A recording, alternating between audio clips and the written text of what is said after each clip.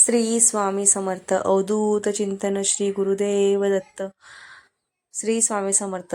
तुम्हा सगळ्यांचं माझ्या यूट्यूब चॅनलला खूप खूप स्वागत आहे. आज मी तुम्हाला गुरुपौर्णिमेच्या निमित्ताने कोणत्या सेवा कराव्या ते मी तुम्हाला आज सांगणार आहे.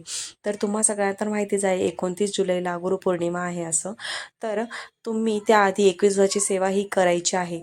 9 जुलैपासून तर 29 जुलैपर्यंत 21 दिवसाची सेवा तुम्ही करायची. त्या 21 दिवसात तुम्ही स्वामी चरित्र सारामृताचं पारायण हे करू शकतात. तर त्यात एकूण 21 अध्याय आहेत. तर रोज तुम्ही एक एक अध्याय वाचला तरी चालणार आहे.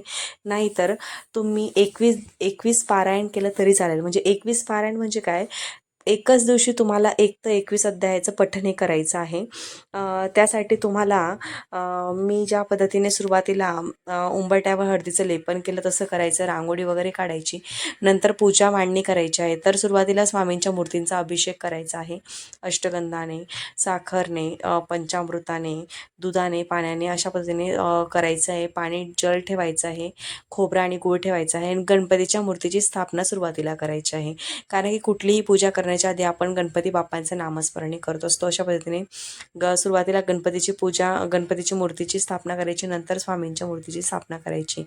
आणि सुरुवातीला तुम्ही पहिल्या दिवशी तुम्ही संकल्प करायचा आहे की तुम्ही हे पारायण कशासाठी करताय, तुमच्या यामागे तुमची याच्या मागे काय इच्छा आहे. इच्छापूर्तीसाठी आपण ही सेवा करणार, तर आपली जी इच्छा आहे ते तुम्ही सांगितली पाहिजे, तरच त्यांना कळेल की आपण हे कशासाठी करतोय. तर संकल्प करायचे, तुम्ही किती दिवसासाठी करताय, तुमचं नाव गोत्र सांगायचं आहे आणि संकल्प करूनच तुम्ही सुरुवात करायची आहे पारायणाला. अशा पद्धतीने तुम्ही पूजा मांडणी करायची आहे. तर पूजा मांडणीसाठी हे साहित्य तुम्हाला लागणार आहे. सुरुवातीला चौरंग ठेवायचा, त्यावर मूर्तींची अभिषेक करून नंतर मूर्तींची स्थापना करायची. शंख ठेवायचा. त्यात एकूण 21 अध्याय आहेत. तुम्हाला सगळ्यांना माहिती आहे. तर तुम्ही 21 दिवसाचंही पारायण करू शकतात, 9 दिवसाचं करू शकतात, 11 दिवसाचं करू शकतात, 11, 7, 3, 5, 1 अशा दिवसाचं तुम्ही पारायण करू शकतात. तर तुम्ही 29 जुलैला उद्यापन यावं अशा पद्धतीने तुम्ही पारायण करायचं आहे. तर तुम्ही 21 दिवसाचं केलं तर तुम्ही 9 जुलै तर 29 जुलैपर्यंत करू शकतात. जर तुम्ही 11 दिवसाचं केलं तर तुम्ही 11 जुलै तर 29 जुलैपर्यंत करू शकतात. अशा पद्धतीने तुम्ही पाठ मारायचा. तर सुरुवातीला तुम्हाला स्वामींच्या नावाचा जप करायचा आहे. श्री स्वामी समर्थ या नावाचा जप करायचा. नंतर तारक मंत्र हा तुम्हाला म्हणायचा आहे. 2 वेळा म्हणा, 3 वेळा म्हणा, 11 वेळा म्हणा, 1 वेळा म्हटला तरी चालेल, पण तारक मंत्र म्हणायचा आहे आणि तिथे जलही ठेवायचं आहे.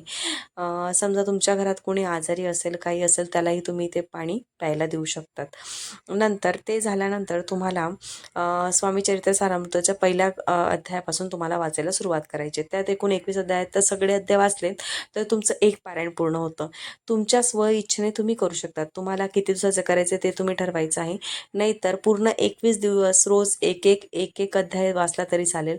आणि त्यासाठी तुम्ही ब्रह्मचर्याचं पालन करायचं आहे. परअन्न खायचं नाही आहे. तसेच परअन्न खायचं नाही आहे. आणि एकच टायमिंग तुम्ही ठेवायचं आहे. 12:30 तर 1:30 नंतर 1-1:30 वाजेपर्यंत तुम्ही वाचन करायचं नाही आहे.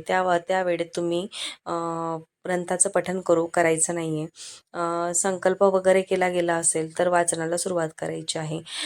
7 दिवसाचं करायचं असेल तर तुम्ही 7 दिवसाचं करा, 11 दिवसाचं करायचं असेल तर 11 दिवसाचं करा. अशा पद्धतीने तुम्ही ही सेवा करू शकतात. ही 21 दिवसाची